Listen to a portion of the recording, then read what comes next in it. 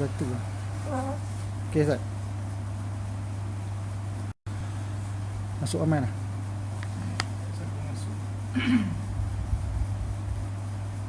Dengan silap yang ideal ni Maulana punya kan.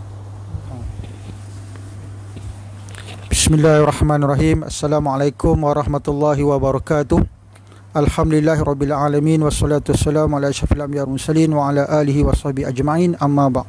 Rabbi shrah li sadri wa yassir li amri wahlul 'uqdatam min lisani yafqahu qawli. Alhamdulillah, syukur kita kepada Allah SWT kerana pada malam yang mulia ini dapat kita bersama dalam program Bual Santai. Pengalaman Maulana Fakhr Razi selama mengenali dan bertalaki bersama almarhum Mufti Zarwali Khan, ulama hadis Pakistan, yang baru-baru ini telah kembali ke rahmatullah. Sidang hadirin yang dirahmati Allah sekalian, jadi bersama kita pada malam ini Maulana berada bersama kita, dan dalam sesi yang lepas 2 malam turut-turut kita telah membincangkan tentang kupasan ayat-ayat mutasyabihat, dan pada malam ni kita live secara santai. Jadi seperti yang sahabat-sahabat sedia maklum, Mufti Zarwali Khan ni amat terkenal lah, seorang ulama hadis bukan sahaja di Pakistan, di seluruh dunia, malah negara Arab begitu mengenali beliau. Jadi saya peribadi mendengar nama Mufti Zarwali Khan ni bermula tahun 2012. Bersama sahabat-sahabat kami bertalaki dengan Maulana di Surau Impiana semasa kuliah hadis, yang kita sebelum siapnya Dar Tahfiz Al-Quran wa Hadis ni, kita talaki Sahih Bukhari, Muslim dan sebagainya. Di situ Maulana selalu mengulang-ulang nama Mufti Zarwali Khan ni. Jadi begitulah akrab ataupun banyak manfaat yang Maulana ambil daripada beliau.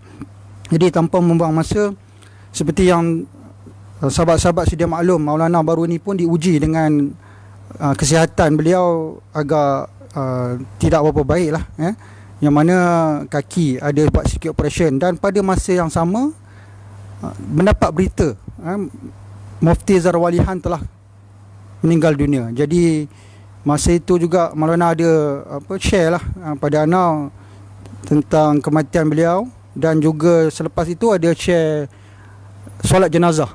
Solat jenazah yang dihadiri begitu ramai, ratusan ribu yang hadir, menyembahyangkan, bersolat untuk Mufti Zarwali Khan ini.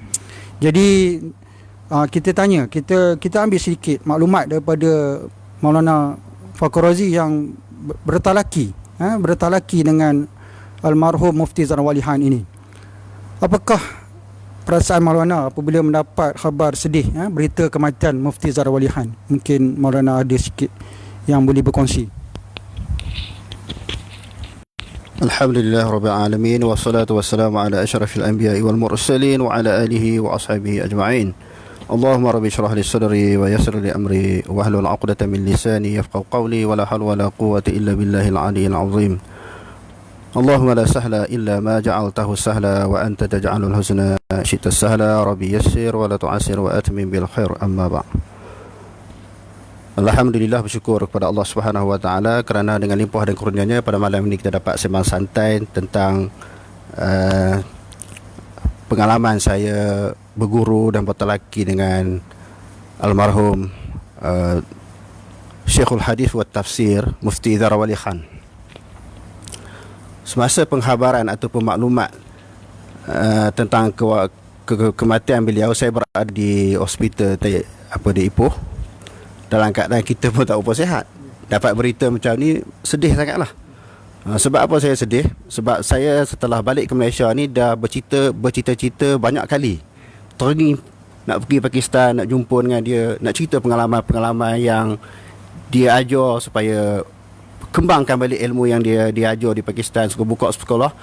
Hasil daripada mungkin dengan keberkatan doa dia, saya mampulah buat sedikit sebanyak apa yang dia sarankan. Di antaranya dia suruh mengajar ilmu hadis, suruh buka sekolah. Dan saya masih teringat lagi sebelum saya balik pada tahun 2000, pertengahan tahun 2000, pertengahan Ramadan tahun 2000. Apabila saya nak balik ni, saya pergi jumpa dia, cerita saya pun dah nak balik dah, duduk Pakistan ni hampir 10 tahun tak pernah balik. Oh, dia kata lama kamu tak pernah balik. Biasanya orang pergi setiap setahun sekali ke, ataupun 2 tahun sekali, 3 tahun sekali, 4 tahun sekali balik. Ni saya pergi dan terus nak balik. Oh, lama kamu tak balik. Nak minta izin nak balik. Lepas tu sembang dengan dia. Dia ni seorang yang serius ketika dia mengajar, tetapi dia sangat seorang guru yang penyayang. Penghujung perbualan saya dengan dia tu, sebelum balik saya suruh dia doa, supaya saya mendapat berkatan daripada ilmu yang dia belajar boleh bawa sebagaimana yang dia bawa. Dia tu angkat tangan doa begitu panjang. Sambil doa ni saya menangis. Sebab pertamanya sebab nak tinggal Pakistan tu, yang kedua ni sebab sedih hatikan dia. Jadi bila tahu maklumat baru-baru ni dia meninggal dunia, hasrat saya tak tercapai nak pergi jumpa dia balik, nak pergi cerita tentang perkembangan yang berlaku di Malaysia, apa yang kita buat hasil daripada didikan, tarbiyah dan saranan beliau. Maknanya kesimpulannya sangat sedih lah bila mendapat maklumat tentang kematian beliau dan tak sempat nak jumpa dia semula. Walaupun dah cerita-cerita sejak balik daripada tahun 2000 tu sampai sekarang dah 20 tahun berpisah dengan dia, tiba-tiba dapat berita maklumat tentang kewafatan beliau. Maknanya kesimpulannya sangat terharu dan sedih di atas berita tersebut. Wallahu a'lam. Begitulah sikap seorang murid apabila mendapat khabar sedih, khabar duka cita kembalinya Mufti Zarwali Hani. Dan kita yakin kematian beliau ni ditangisi oleh ramai penuntut beliau dan sahabat-sahabat beliau di seluruh dunia. Jadi begitulah, ulama ni diambil seorang demi seorang. Untuk yang keduanya, kita juga nak tahu bagaimanakah Maulana ingin ataupun dapat mengenali di peringkat awal Mufti Zarwali Khan ni. Bagaimana mungkin daripada rakan-rakan ke, ataupun memang dah dalam pembacaan tu nak belajar dengan Mufti Zarwali Khan ni. Mungkin boleh terangkan sedikit. Saya mengenali Mufti Zarwali Khan ini, yang pertamanya daripada sahabat-sahabat lah. Sahabat-sahabat sama ada daripada orang Malaysia sendiri, bahkan ramainya daripada pelajar-pelajar Pakistan dan juga Afghanistan, yang mana demo bertalaki dahulu sebelum daripada saya lagi. Dan mereka ini, sahabat-sahabat yang bagi maklumat tentang latar belakang Mufti Zarwali ini, telah mengenali Mufti Zarwali ini sejak begitu lama, bertahun-tahun sebelum saya mengenali Mufti Zarwali. Tentang ketegasan beliau, kefakihan beliau, tentang kealiman di dalam ilmu hadis dan juga tafsir. Yang kedua, saya mengenali beliau semasa saya belajar di Anwarul Quran di Karachi juga. Saya belajar kelas 6, kelas 7 situ. Jadi sekolah saya itu jemput dia ceramah satu hari. Ceramah bab agama lah. Dia tak bagi tajuk, ceramah lah bab apa pun, ceramah umum. Masa tu baru saya tengok muka dia secara berdepan. Di dalam mukadimah beliau, beliau membaca satu hadis yang saya masih ingat hadis yang dia baca, la'anallahu musawwirin wal musawwirat. Allah Subhanahu wa taala melaknat orang lelaki yang bergambar dan juga perempuan yang bergambar. Saya kata, ke mana ceramah yang dia nak bawa ke mana ni? Apa-apanya dia hentam pengetua sekolah saya tu, sekolah Anwarul Quran, pernah bergambar masa kematian ayah dia sebelum tu. Bagi dia gambar ni haram. Saya kata, hebat Mufti Zarwali ni. Dia datang ke sekolah orang jamu makan. Lepas balik tu orang salam bagi duit ke dia, tapi dia hentam muhtamin. Muhtamin ni maknanya pengetua sekolah. Dia kata, apa ni, buka sekolah agama di Ubendi, tetapi masih lagi bergambar, tak faham ke hadis kata haram. Dia cerita hadis ni riwayat sekian, siapa sanadnya sampai habis tu, dia cerita hukum dah adalah haram. Ini mengajar hadis, dia kata. Saya kata, hebat orang Pakistan. Macam kita, kalau kita berkawan, kita duduk dalam majlis orang, kita susah nak sentuh tentang kelebihan orang ataupun kesilapan orang. Kalau kita nak sentuh juga, kita cerita secara umum. Jadi dia cerita terang. Sebut nama kalau orang dia sebut nama. Saya kata itu ketegasan dia. Walaupun hubungan mereka tu sangat akrab, tetapi dia tentang hukum Allah Subhanahu wa taala dia tidak bertolak ansur. Dia hebat Mufti Zarwali ini. Sebab tu bila dia meninggal dunia, sehingga seluruh ulama-ulama Pakistan ni rasa satu kehilangan yang besar. Peristiwa yang kedua yang saya masih ingat, bila saya dah belajar dengan dia, datang ke sekolah saya Mufti Taqi Osmani. Mufti Taqi Osmani ni disebut sebagai Mufti Al-A'zam, mufti yang paling besar lah. Di Pakistan ni, mufti tu bukan setiap negeri, setiap sekolah ada mufti. Ada 10 mufti, 15 mufti. Syarat nak jadi mufti ni dia habis daurah hadis. Dan yang kedua dia mesti hafiz Quran. Yang ketiga dia mesti alim 4 mazhab. Jadi setiap sekolah di Pakistan ni, setiap sekolah ada mufti. Mesti hafiz Quran, alim 4 mazhab. Lepas tu dia dia pakar tentang masalah rijalul hadis. Bila Mufti Taqi Osmani datang sekolah saya selepas sembahyang tarawih, sana dibuat 20. Sebab ikut mazhab Hanafi kan. Begitu juga mazhab yang 4 buat 20. Selepas sembahyang tarawih, biasalah kita diikuti dengan sembahyang sunat witir. Lepas sembahyang sunat witir, Mufti Taqi Osmani ni sembahyang sunat pula. Sedangkan selepas sembahyang witir, sebahagian daripada pendapat ulama khususnya dalam mazhab Hanafi tak boleh dah sembahyang sunat. Lalu dia jumpa Mufti Taqi Osmani. Kamu buat ni salah ni, dia kata. Sebab Nabi kata la witrani fil lail. Tidak ada 2 witir pada satu malam. Tadi dah kita buat witir, kamu sembahyang apa lagi? Saya rasa macam mana Mufti Zarwali ni dia tegur Mufti Azam Pakistan. Dia berani tegur. Sedangkan dia pun tahu apa yang Mufti buat tu ada dalil. Tetapi bila dia tak setuju sesuatu perkara, dia secara sarahatan, secara langsung, secara tegas memberi teguran. Lepas itulah menambahkan minat saya untuk bertalaki dengan dia. Sebab saya mengambil maklumat daripada rakan-rakan sahabat-sahabat yang belajar hadis di Pakistan. Dia kata kalau kita nak belajar hadis, daripada kelas awal ni sebelum daurah hadis ni yang dipelajari kitab-kitab Sunan Sittah ni, entah masuk sekolah kecil-kecil dulu. Dia kan masuk sekolah besar. Jadi saya tanya sebab apa? Sekolah kecil-kecil ni Maulana, guru-guru lebih memberi tumpuan dan fokus kepada kita. Pelajar tak ramai. Daurah besok entah cari sekolah besar. Sebab kita nak faham betul-betul. Jadi hadis ni banyak ibu-ibu. Kita nak talaki satu-satu hadis ni, jangan cari sekolah yang besar-besar. Sekolah yang kecil-kecil ya. Saya dengar nasihat itu. Selepas habis kelas 7, dipanggil kelas mauquf alai, sampai kelas 8 kalau darah hadis, baru saya bertalaki dengan dia. Itulah sedikit sebanyak tentang bagaimana saya mengenali Mufti Zarwali Khan. Nama dia sangat masyhur sebelum saya berguru dengan dia. Wallahualam. Ya. Ni nampaknya kita dapat, bila kita dengar pengalaman Maulana, kita rasa memang salah satu suasana yang menarik lah. Bagaimana ulama-ulama, kita dengar nama Mufti Zarwali Khan, Mufti Taqi Osmani, mereka ni memang terkenal lah di dalam bidang keilmuan hadis dan sebagainya. Jadi kita tengok Maulana kenal peringkat awal kerana tertarik kehebatan, beraninya dia menegur, berani berhadapan dengan, walaupun jadi tuan rumah tapi dia boleh menegur pengetua sekolah tersebut. Jadi memang hebatlah. Kalau kita dengar di Malaysia ni, kita ni biasanya tak sebut nama, kita secara umum saja. Jadi selama bertalaki dengan Mufti Zarwali Khan ni almarhum, apakah kitab-kitab yang Maulana sempat talaki bersama beliau? Kita nak dengar juga ni kan, kerana di samping Maulana dah mengajar online ni, ramai yang tanya latar belakang pengajian Maulana. Kita mungkin boleh kongsi Maulana pada malam ni. Di antara kitab yang saya pernah bertalaki dengan beliau, oleh kerana di Pakistan ni dia ada sistem daurah hadis. Jadi kitab daurah hadis ni Sunan Sittah, dan luar Sunan Sittah ni seperti kita kata Muwatta Imam Malik, Musnad Abu Hasan Asy-Syaibani, lepas tu Ma'ni Asal Imam Abi Ja'far At-Tahawi. Dia ada 9 buah kitab dalam daurah itu diajar. Saya berguru dengan dia Sahih Bukhari. Setiap kitab tu dia ada guru masing-masing.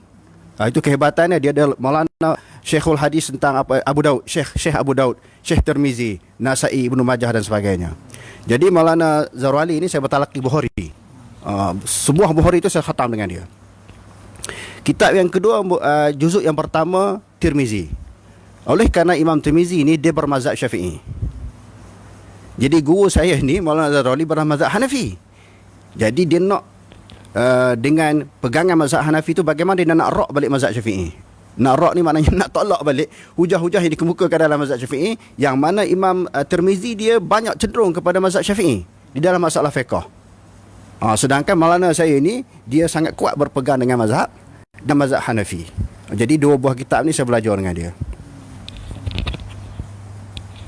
Jadi dengan dua buah kitab ni pun tempoh masa kan, dengan pengalaman tu sebenarnya banyak yang boleh kita berkongsi, kita kutip ilmu di Malaysia ni bersama Maulana, insya-Allah. Jadi seterusnya kita rasanya soalan ni memang kita nak tanya secara mendalam lah kan.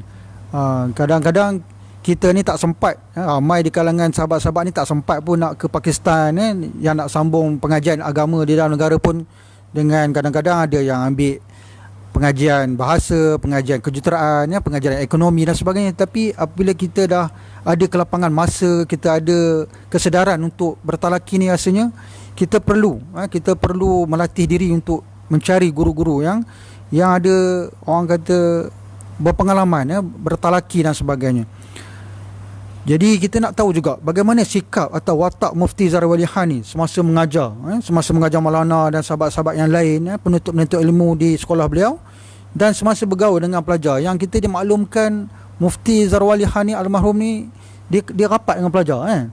Jadi mungkin Maulana boleh kongsi pengalaman beliau dengan Mufti Zahra Walihan ni. Jadi sebelum tu,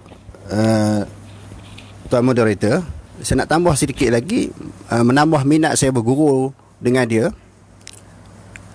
Apabila dia mengajar Bukhari, hari pertama dia tak buka kitab Bukhari, dia tak buka. Saya tunggu hari kedua, dia tak buka.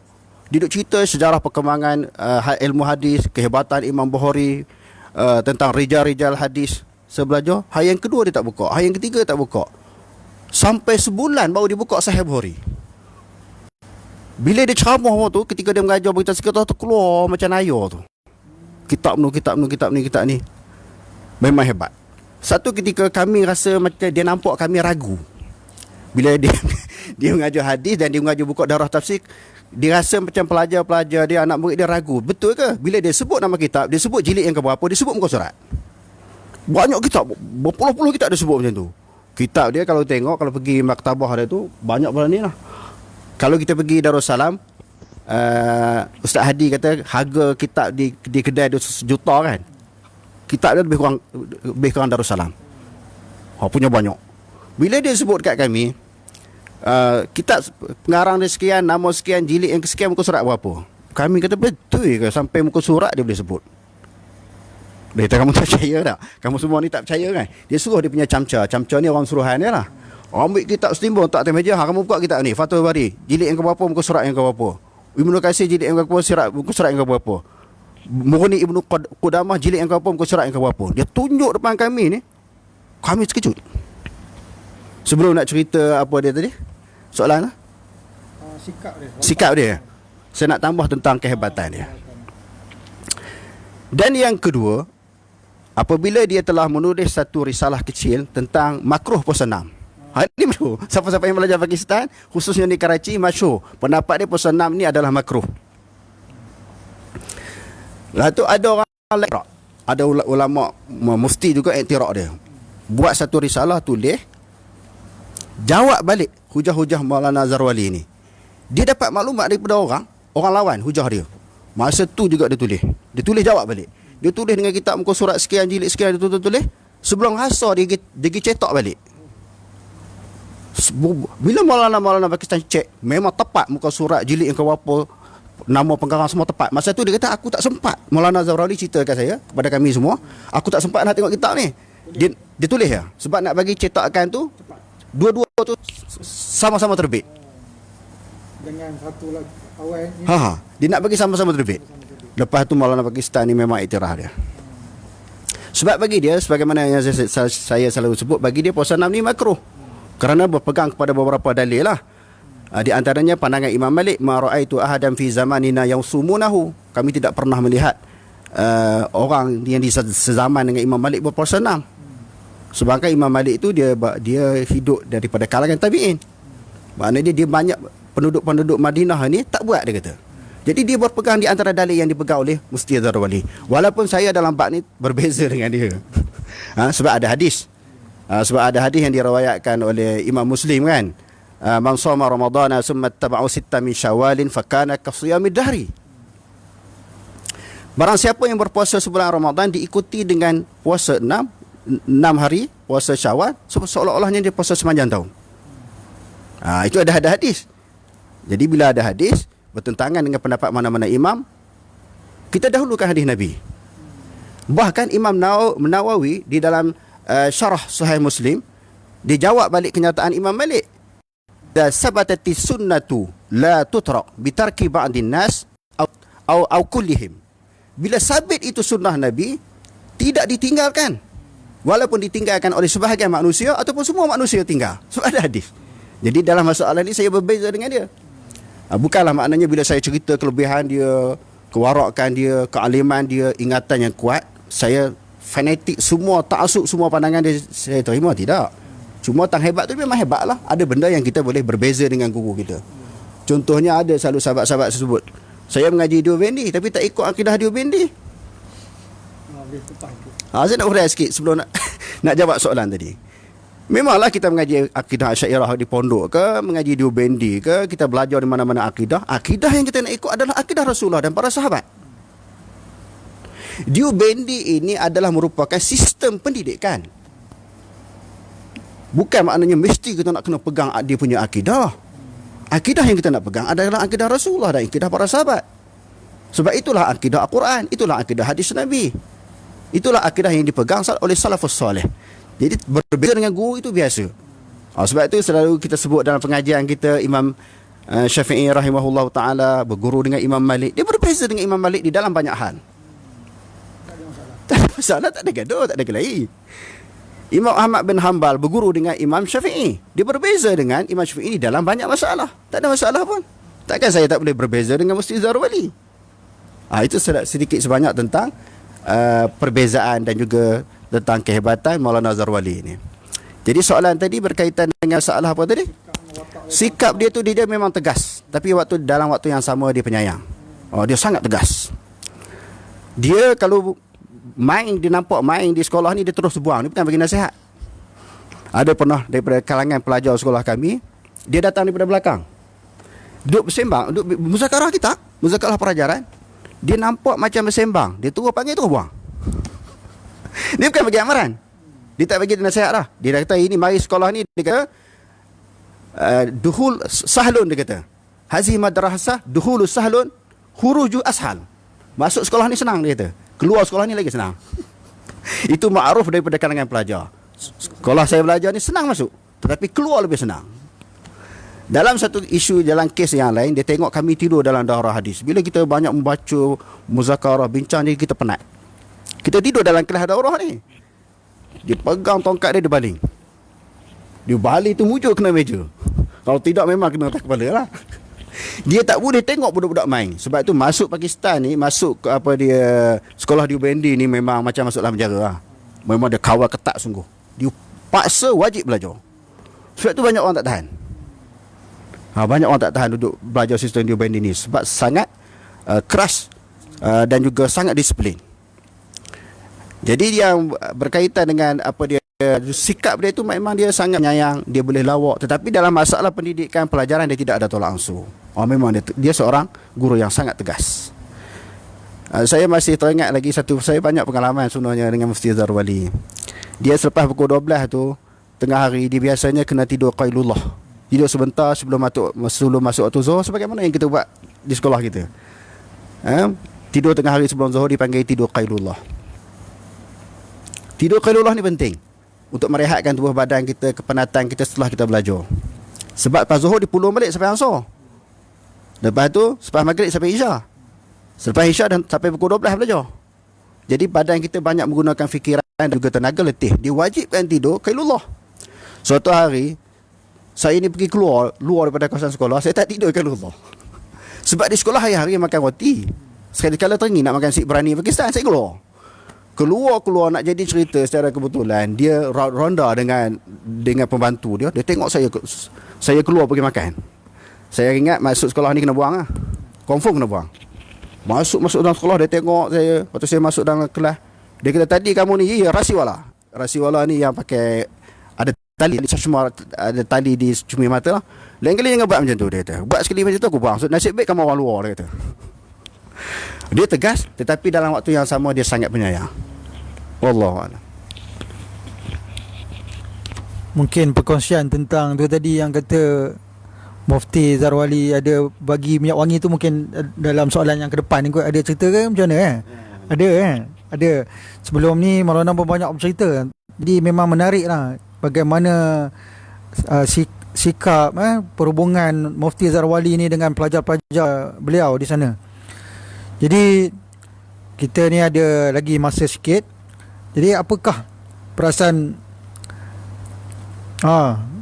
ataupun pengalaman yang tidak dapat dilupakan lah semasa bertalaki di Pakistan ni lah kan, terutamanya semasa mengenali Mufti Zarwali Han ni sebagai ulama hadis dan mungkin ada pengalaman-pengalaman yang tidak dapat lupakan selama hampir 10 tahun Maulana di Pakistan. Kita dua dalam satu lah, kita tanya pengalaman yang tidak dapat dilupakan dengan Mufti Zarwali Han dan juga pengalaman semasa mengaji di sana kerana kita dah fahamkan sahabat-sahabat Maulana Fakhur Razi sendiri banyak bercerita pengalaman-pengalaman mereka menarik di sana yang kadang-kadang bila kita berkumpul, kita dengar tu rasa menarik, yang mungkin Maulana boleh cerita sendiri. Jadi kita terdengar kepasan daripada Maulana, pengalaman yang tidak dapat lupakan.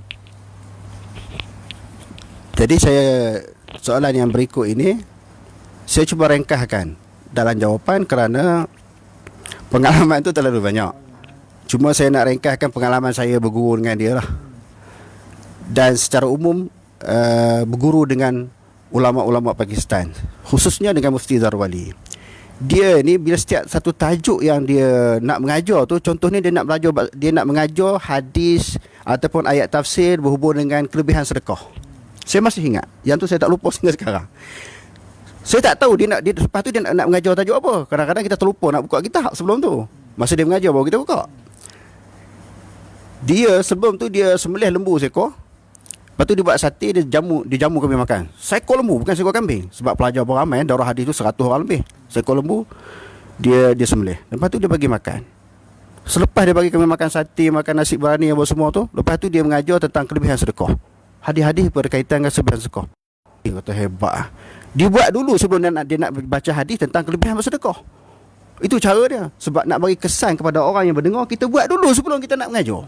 Yang tu banyak kita tak buat. Yang kedua ni, dia nak baca hadis tentang takbir mimpi di dalam Sahih Bukhari.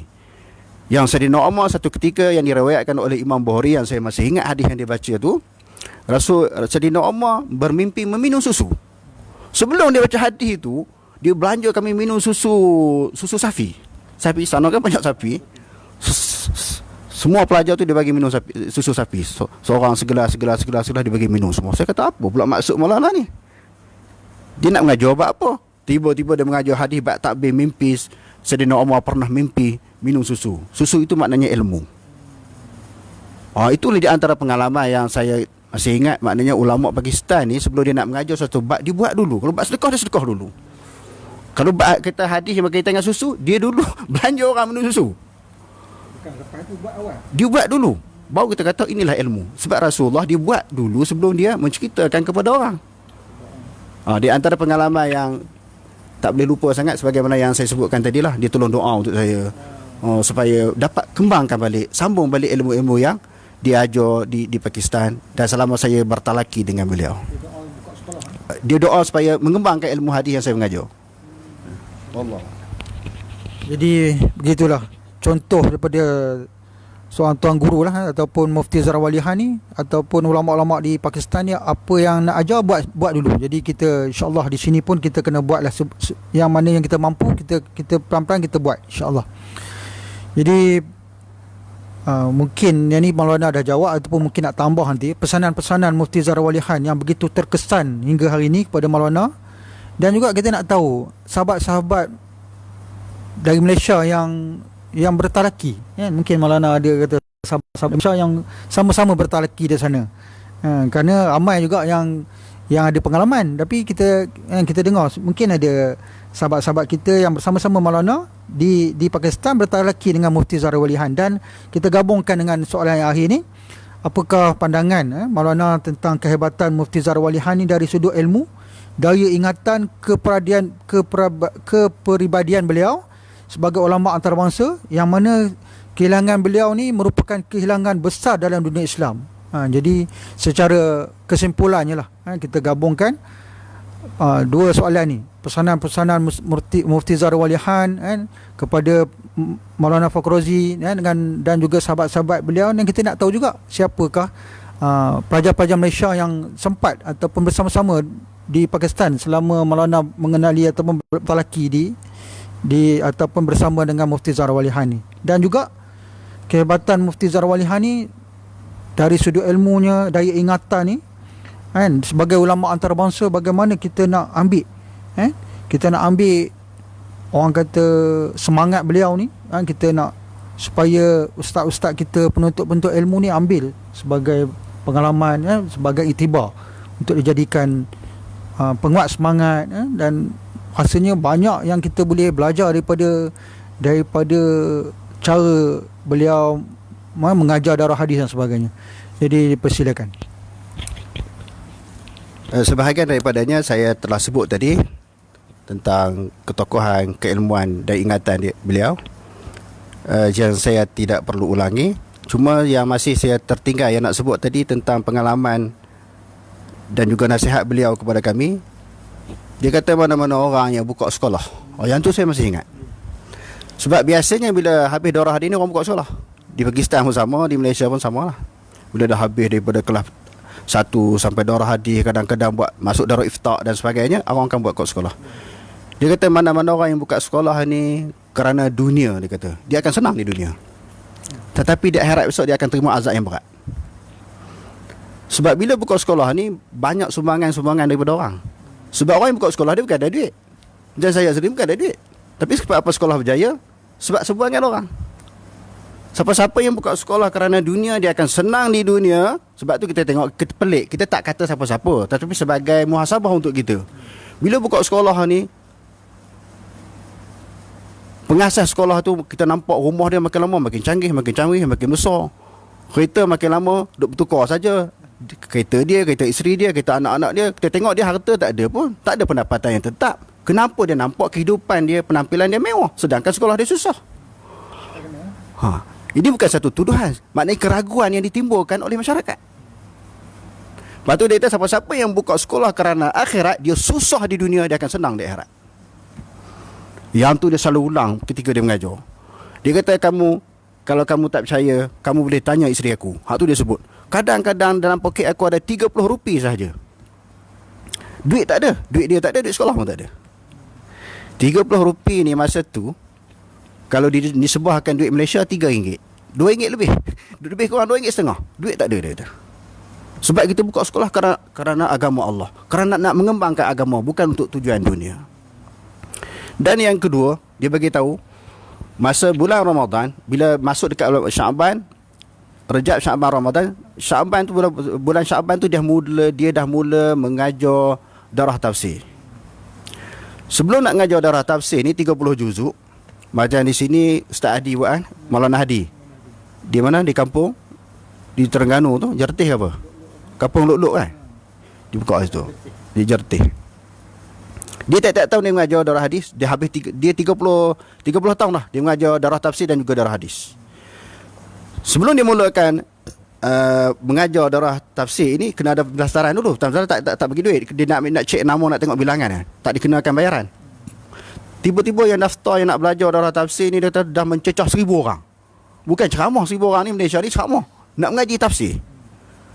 Kebanyakan orang miskin, sebahagian besarnya pelajar-pelajar daripada Afghanistan yang susah. Takkan aku nak halau demo ni balik, dia kata, sebab dia orang nak belajar.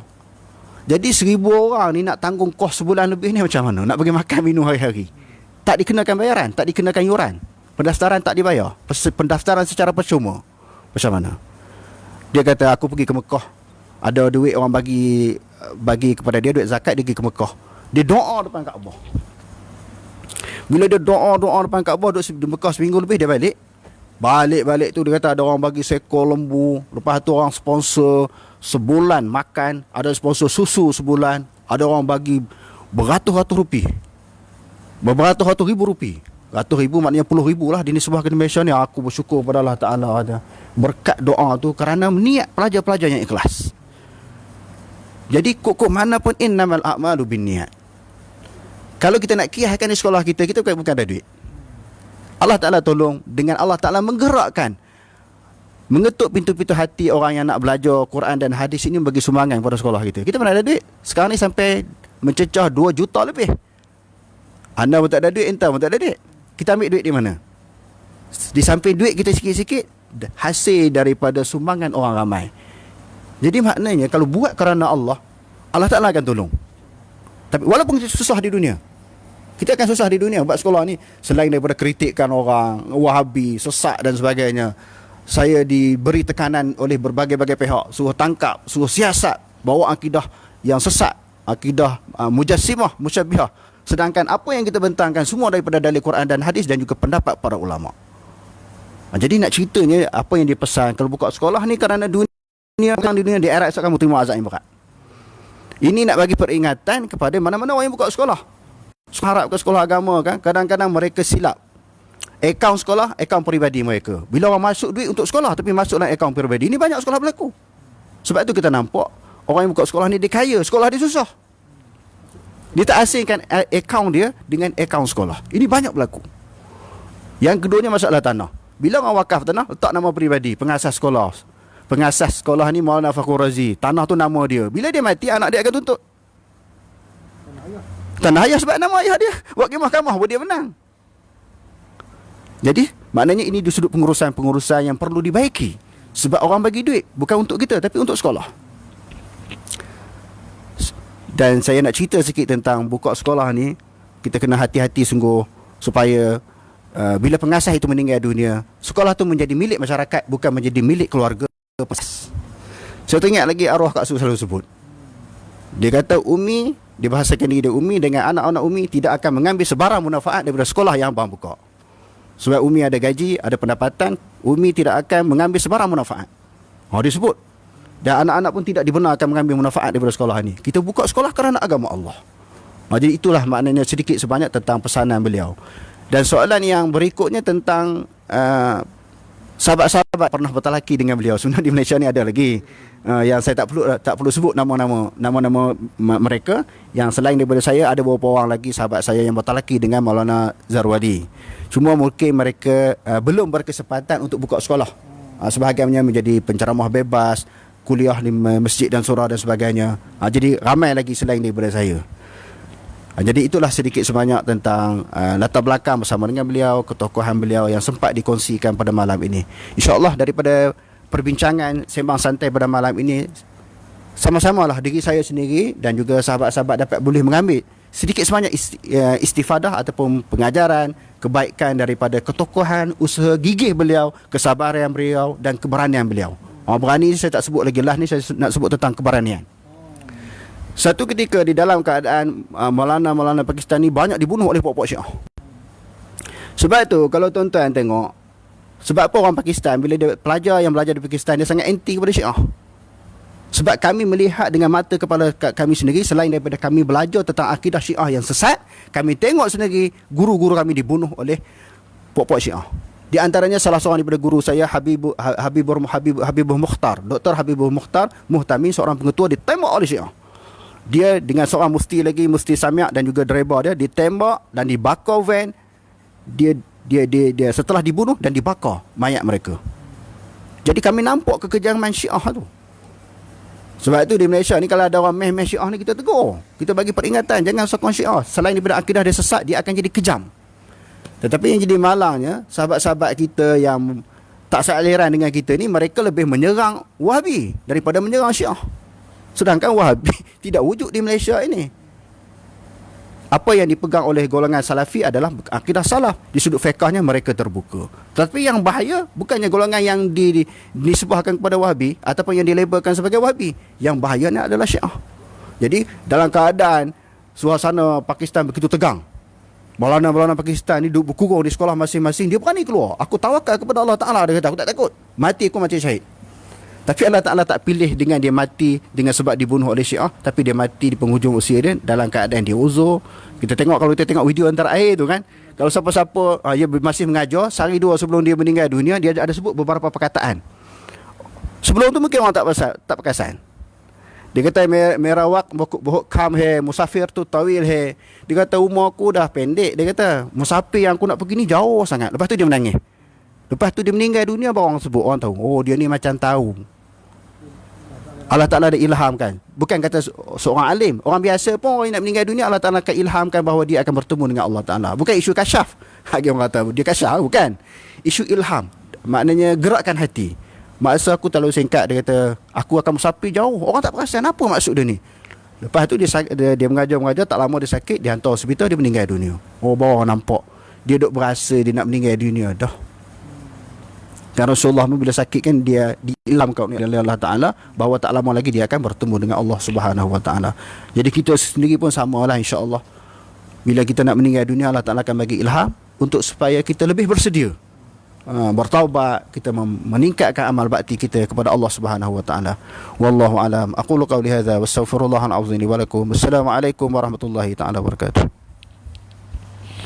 Jazakallahu khairan Maulana Fakhur Razi di atas jawapan-jawapan bual santai kita pada malam ni, walaupun hampir dekat 50 minit, hampir 50 minit. Jadi daripada apa yang dibentangkan, dikongsi pengalaman Maulana Fakhur Razi, kita rasa banyak pesanan-pesanan daripada almarhum Mufti Zahra Walihan ni kita perlu terapkan, kita perlu masukkan semangat kental beliau, perjuangan beliau yang berani dan sebagainya tu, kita belajar sikit demi sedikit untuk kita praktikkan. Dan memang menarik yang beliau kata, kalau nak buka sekolah ataupun apa-apalah tentang hal keagamaan ni, kalau kerana dunia senang di dunia, nanti di akhirat susah. Tetapi kalau buka sekolah kerana akhirat, insya-Allah senang di akhirat. Jadi mudah-mudahan apa yang kami di Darul Tahfiz Al-Quran wal Hadis ni jalankan ataupun laksanakan, mendapat keberkatan, mendapat keredaan Allah SWT. Jadi begitulah sedikit yang kami dapat bersama pada malam ni, dan mohon maaf jika ada kesulitan dan mungkin ada live tempat-tempat yang mana yang tak clear. Jadi mungkin boleh tengok nanti di channel YouTube Maulana Fakhur Razi, dan bertemu lagi di siri-siri yang akan datang. Mudah-mudahan sahabat-sahabat pengajian semua dirahmati Allah Subhanahu Wa Taala. Sekian wabillahi taufiq wal hidayah. Wassalamualaikum warahmatullahi wabarakatuh.